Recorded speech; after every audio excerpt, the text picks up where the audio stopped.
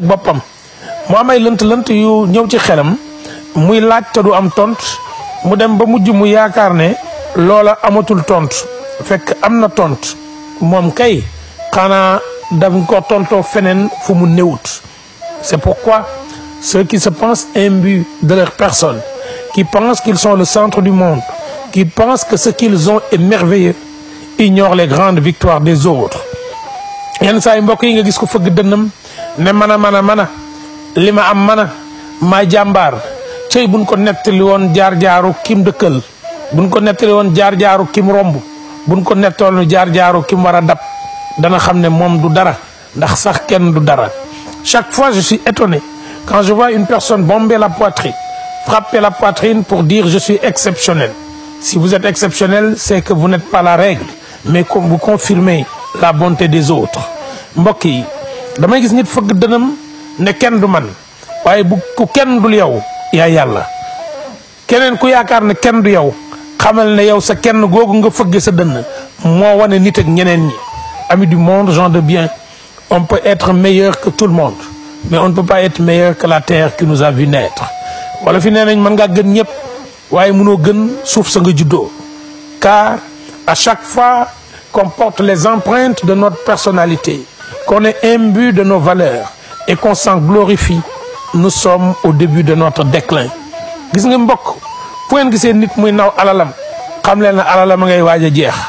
ku ngeen gis muy naw xam-xamam xam leen ne xam-xamam ma ngay ruus te yëgu ko. ku ngeen gis muy naw ab juddoom xam leen ne am na lu ca raaf te dana gàkk te moom du ko yëg.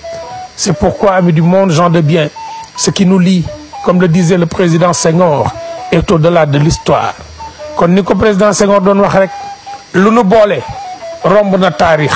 C'est pourquoi il faut qu'on arrête de s'invectiver, il faut qu'on arrête de s'insulter, il faut qu'on arrête de dénigrer et de dégrader les autres.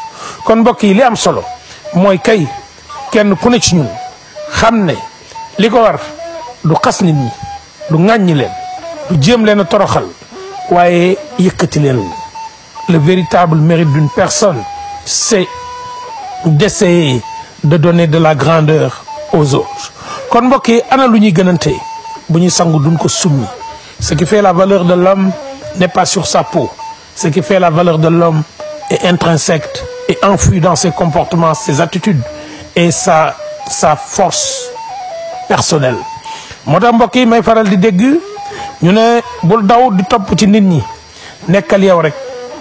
bul toppatoo ñeneen ñi, toppatool sa mbiri bopp tey liggéey te bañ a bàyyi. Amis du monde, j'entends souvent dire ne cours pas après les gens, sois toi-même, occupe-toi de tes propres affaires et sois dur à l'effort. ñu ci faral di teg ne nit ñu baax ñi nga xam ne yàlla natt na danañ bokk ci sa àdduna bi du yow yaay jóg wuti leen waaye yàllaa leen di yebal ñu ñëw ci yow.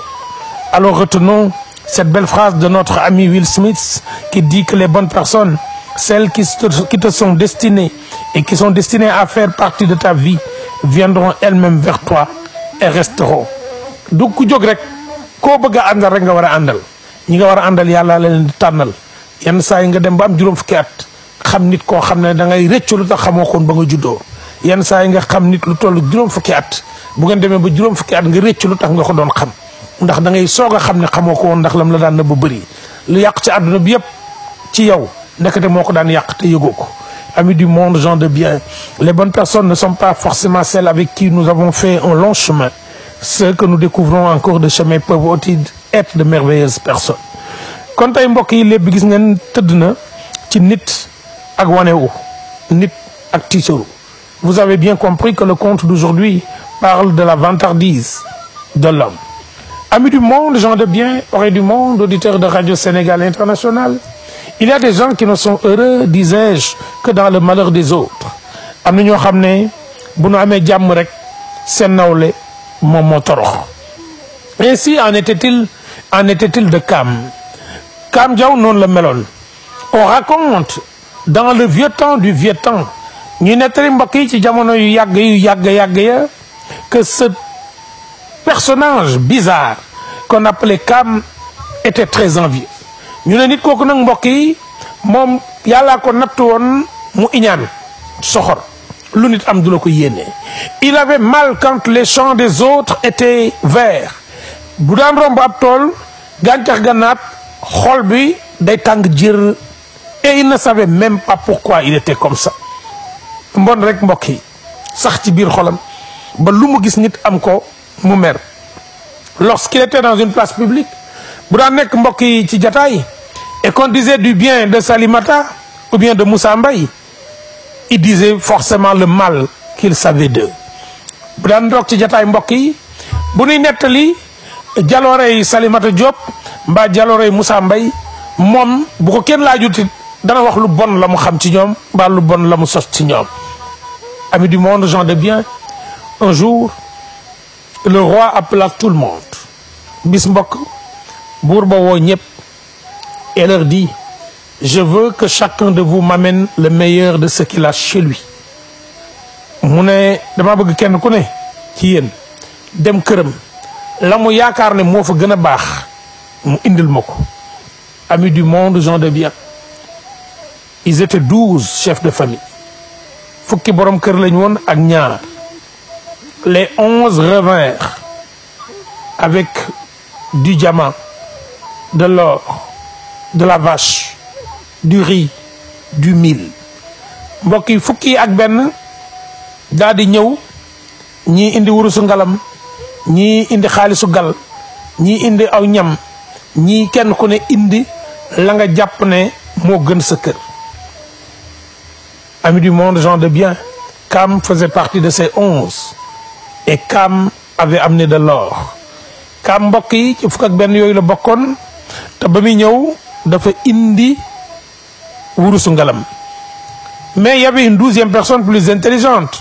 waaye amoon na koo xam ne mooy fukkeel ak ñaar bi kooka moom doomam la indi ju góor ak doomam ju jigéen.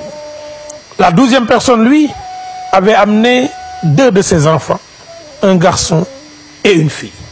bi buur bi ne ko waa yow ma laaj lu ëpp njariñ sa kër lu la gënal sa kër nga indi say doom ñii indi ay nag ñii indi or ñii indi yow lu waral loolu.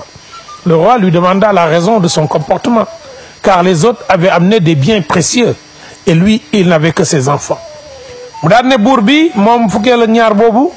La 12e personne dit au roi: bour, roi, mon cher roi, majesté le roi, bour yow mi tàlla tànn te màggal la te sargal la te ma nangu ko, majesté dont je reconnais et accepte le trône donné par Dieu. bour xamal ne ñii laa am lu ma am sama kër ñii mën nañ koo liggéey waaye lu ma am sama kër mënut a liggéey ñii. Pourquoi est-ce que j'ai amené mes enfants, majesté? Oh majesté vénérable et raisonnable, tous les biens matériels que j'ai chez moi sont des biens que peut fabriquer l'homme, mais ces biens n'ont jamais fabriqué des enfants. Je n'ai de précieux que mes enfants. buur bi naan ne kon baax na yéen ñëpp bàyyi leen fii li nga xam ne moom ngeen am ndax dama leen koo bëgg a dencal. Et le roi leur dit: gardez tout ce que vous avez ici chez moi, car je vous avais appelé pour protéger ce que vous aviez de plus précieux. ah mbokk ñi ñee joxe woon wurusu ngalam, ñii joxe woon ay nag, ñii joxe woon ceeb, buur ba daal di koy denc. Le roi garda dans un magasin tous les biens, mais il y avait les 2 enfants du 12e homme. ah mu daal di jël ñaari gone ya jox ñaari jabaram ku ne mu ne la dénk naa la ko ndax ñii du ñuy tëj ci ab barab. On ne pouvait pas enfermer les enfants avec des biens. Alors les enfants furent chacun confiés à une des femmes du roi. ca noonu mbokk yi jamonoy dox ba ñu dem ñaar fukki at. Au bout de 20 ans, le roi, qui avait été gagné par l'âge, appela les membres de ces familles-là, dont certains parents avaient même disparu. bi nu toogee ñaar fukki at mbokk yi buur ba daal di wootem ndaje booba am na ci mag ñi nga xam ne indi woon nañ dénk ko seen alal ñu génn àdduna waaye seen njaboot ñëw. Heureusement pour les 2 enfants, leur père était vieux mais encore vivant. waaye ñaari gone yooye nag ñoom lañ war a sant yàlla mooy rek seen wajuru góor ma nga doon dund ba léegi. Le roi, à l'insu de tout le monde, avait investi les biens qu'on lui avait donnés. Il avait vendu l'or et en avait fait des bénéfices. Le diamant avait fait des bénéfices et l'émeraude avait fait des bénéfices. Mbokk yi, le mil avait été semé. Mbokk yi, le riz avait été semé et tout cela avait été récolté. Dekate mbokk yi, buur bi ñoom ba ne wari ñu wan ko gannaaw kenn ku ne alal jang fa bàyyi da ca doon liggéey ngir fulandil la ko. Ku fa bàyyi woon wurusu ngalam mu koy jaayee ko jënd jël sa bénéfice tegal la fa. Képp koo xam ne waccoon nga fa dugub mu jiyal la ko, ku ko joxoon gerte mu jiyal la ko, lañ ca góob lépp mu tegal la ko. Ñaar fukki at, pendant 20 ans, le roi avait fait fructifier les biens de ses populations. Dekate buur mbokk yi noonu lay def ñaar fukki at lépp lu ko waa dëkk ba dénkoon ful na ko ba yokkal leen ko. C'était des richesses immenses. Muy alal joo xam ne foo ko nat weesu na ko. Lorsque le roi convoqua les 12 chefs de famille, dont il ne restait plus que 8, mais les morts étaient représentés par leurs aînés, tous répondirent présents. Bi nga xamee ne buur bi woote waat na ñeneen damaa soxlam ndaje juróom-ñett ci ñoo doon dund ñëw nañ, ñeneen ña nga xam ne ñoom génn nañ àdduna seeni taaw wuutu leen ñoo toog. Le roi leur dit: vous m'aviez confié vos biens, je les ai fructifiés. Je voudrais vous les rendre, car un roi riche est un roi dont la population est riche, pas un roi qui est seulement riche. Ubuntu. Mbokk yi mu ne leen nag la ngeen ma dénkoon de mi ngi fi waaye ngeen baal ma tooñ naa leen ndax liggéey naa ci te waxuma leen ko waaye dama jàppoon ne buur bi am alal mooy buur bi njabootam am alal, buur bi aw askanam am alal, waaye du buur bu fuyoo alal ji. Loola la ñuy wax ci Afrique du Sud ubuntu. Mënuma bég te bégoo sama mbég mooy mbégu askan wi. Amis du monde, gens de bien, oui, ubuntu, je ne peux être heureux que lorsque mon peuple est heureux, dit le roi. Ca noonu mbokk yi kenn ku ne indi say jaaj di takk, ñii liñ yor ci or kenn xamul nu mu toll, ñii liñ yor ci alal kenn xamul nu mu toll, ñii liñ yor ci dugub ak ceeb kenn xamul nu mu toll. Ki joxe woon nag am na fukki gétt ak ñaar. Amis du monde, gens de bien, les uns étaient chargés d'or au point qu'ils avaient des problèmes pour le déplacer. Je ne parle pas du diamant qui avait été fructifié.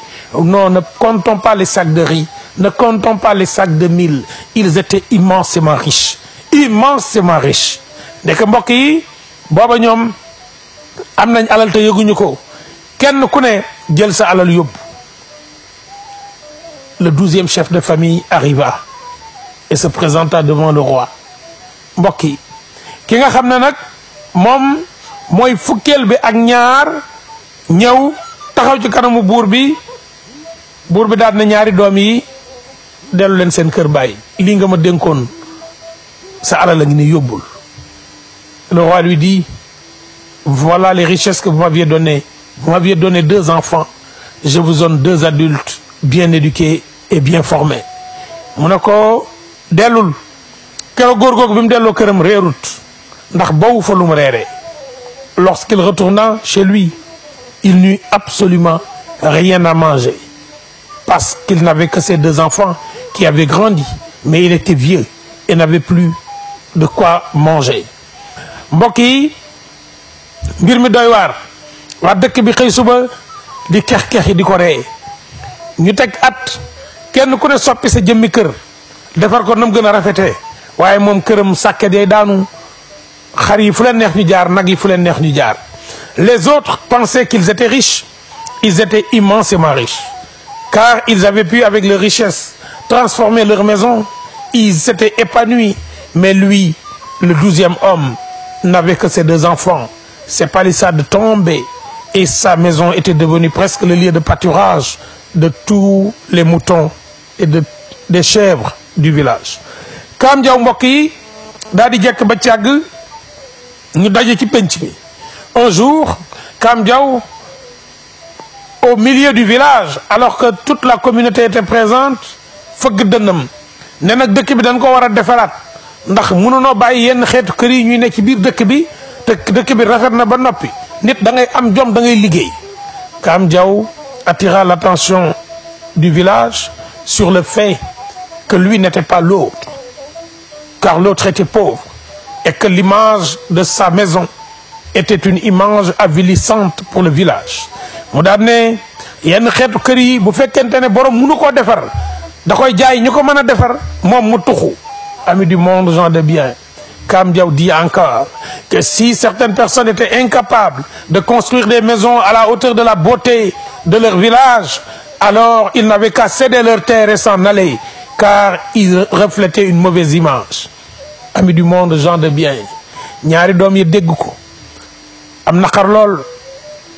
Les deux enfants, amis du monde, gens de bien, eurent écho de ce qu'on avait dit à leur père.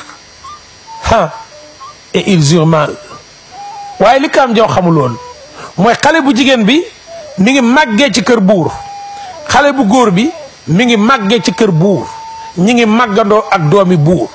Amis du monde, gens de bien, Kam ignorait que ces deux enfants-là avaient grandi dans la cour royale et qu'ils avaient grandi avec les enfants du roi.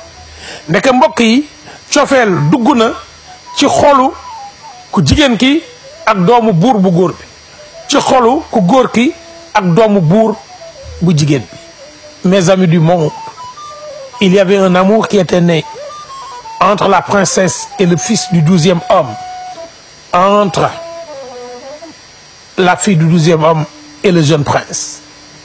ñooñu dem gis seen baay ne ko baay. Ils dirent à leur père, la princesse et le prince, si vous devez nous chercher un mari, cherchez-nous des hommes qui ont la même éducation que nous et des femmes qui ont la même éducation que nous, qui sont cultivés et élégants socialement. xale bu góor bi doomu buur bu jigéen beeg bu góor bi dem seeti seen baay ne ko baay boo nu bëggee wutal soxna mbaa jabar baay tànnal ñu kun bokkal yar, tànnal ñu koo yar ba jikkoom doy ñu, tànnal ñu koo xam ne mën naa nekk ci mbooloo. Le roi convoqua tout le village et déclara que la main de sa fille et que le cœur de son garçon étaient disponibles pour tous les prétendants, mais c'était à eux de choisir. buur bi daal di woote mbokk yi daan na leen man de dama bëgg ngeen yëg ne bis na tey sama waa kër yi toll nañ ci sëy, muy ku góor ki muy ku jigéen ki, yëgle naa ko ku ko bëgg na ñëw, waaye nag duma leen may ñoom kuñ bëggul. Amis du monde, gens de bien, les gens du village déferlèrent, les cadeaux précieux furent rapportés au roi. waaye mbokk yi loo mën a yóbbul buur lu mu amut, xanaa du dugub xanaa du gerte, gàtt xel weesuwut ci këla njukkaloon ba nga am liggéey nga taxaw di ko xas. Amis du monde, gens de bien, ils avaient oublié que le roi avait fait fructifier leurs biens, car l'enrichissement les avait rendus fous, et ils sont allés offrir des biens précieux aux enfants du roi qui en avaient plus qu'eux. mbokk yi ñu ne dañuy jënd xolu doomu buur bi, kenn ku ne joxe la nga am, mais les deux fils du roi, la fille et le fils du roi, les regardèrent et rigolèrent. doomu buur bu góor bi bu jigéen bi xool leen ba càgg rek ñu ree. Nous ne cherchons pas à être riches, nous cherchons à être heureux, et nous cherchons des enfants équilibrés, nous cherchons des maris et des hommes équilibrés. ñu daal di xool waa dëkk ba càgg rek ree. doomu buur bu góor bu jigéen bi ne leen ñun wutuñu alal, bu doon alal rek duñ génn suñ kër baay, dañuy wut góor ak jigéen gu nu mottali, ku nite koo xam ne dana nu mën a fexe ba nun nu gën. te ñaar rek lañ gis ci dëkk bi, et nous n'avons vu que deux personnes. Amis du monde, gens de bien, Kam Diaw regarda le visage de la jeune fille, la princesse et du prince, qui pointèrent du doigt les deux enfants du pauvre.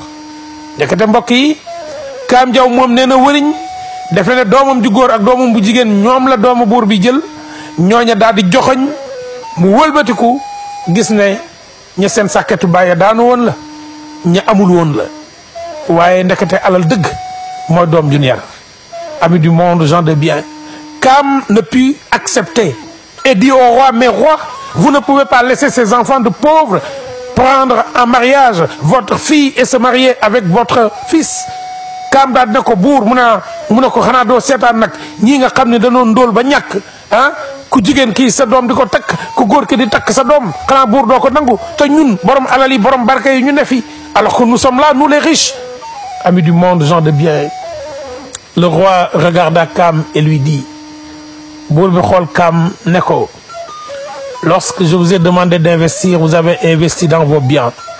Mais lui avait investi dans ses enfants. Alors, à lui, la réussite d'une fin de vie. mu ne ko gis nga ba ma ne leen kenn ku ne na ma indil lim gën a bëgg da ngeen maa indil alal ful naa seen alal jox leen ko loolu laa séq ak yéen waaye ki nga xam ne nag moom ma dénkoon ni doomam defar naa ay doomam ba samay doom bëggi doomam kii moo am alal ndax ki am alal mooy ki ay doomam wàccee liggéey. Amis du monde, gens de bien, Cam n'en revenait pas. Mais le mariage fut fait. Alors le pauvre du village, qui avait pris le soin de considérer ses enfants comme son bien le plus précieux, pouvait bomber la poitrine. Mais il avait suffisamment de modestie pour comprendre que ce qui est arrivé à Cam pouvait lui arriver. Il devint le gendre du roi. Le mariage fut scellé et lui, ses deux enfants furent héritières et héritiers du trône. ca noonu mbokk yi ku dakk doomi buur nag doon goro buur te ku doon goro buur nag mbokk yi am dooley buur ca noona ñaari xale yi ku góor ki ku jigéen ki kii sëyi kër buur kii jël doomi buur ne comme buur mooy baayam moom du génnee doomi buur bu jigéen ca kër ga day dem dëkk ak moom fa nu dëkkoon ndax ban juddoo ba léegi foofa lan xam ñu jël seen baay yóbbu. Amis du monde, gens de bien, la maison du vieux pauvre, le 12e, fut transformé par ses enfants en petit palais. Il dominait la maison de Cam, mais jamais il ne l'ont méprisé. Gis nga Cam moomu doon wax ne nañ génne yenn kër yi kër googa gone yi dañ ko defaraat defar ko ba mu tiim këram waaye mosuñoo jëlloo këram ngir ñaawale ko. Amis du monde, gens de bien, lorsque vous avez à investir, investissez dans vos enfants. Et lorsque vous regardez les autres avec condescendance, ne pensez pas surtout aux autres qui vous regardent aussi avec condescendance, ou pensez-y, tant pis pour vous. Gis nga mbokk yi ku bëgg am alal yaral say doom na nga leen dimbale waaye nag ku xeeb ka nga ëppale bul xalaat ki la ëppale mbaa bu la neexee nga xalaat ko ndax xeeb na la. C'est là que le conte va se jeter dans la mer foofu la lépp jógee tàbbi géej bakkan bu ko njëkk a foon ira au paradis. Salimata Diop, ma sœur, à la cabine technique, Massamba Gueye à la présentation, à la réalisation. Contes et légendes vous disent au revoir et à la semaine prochaine sur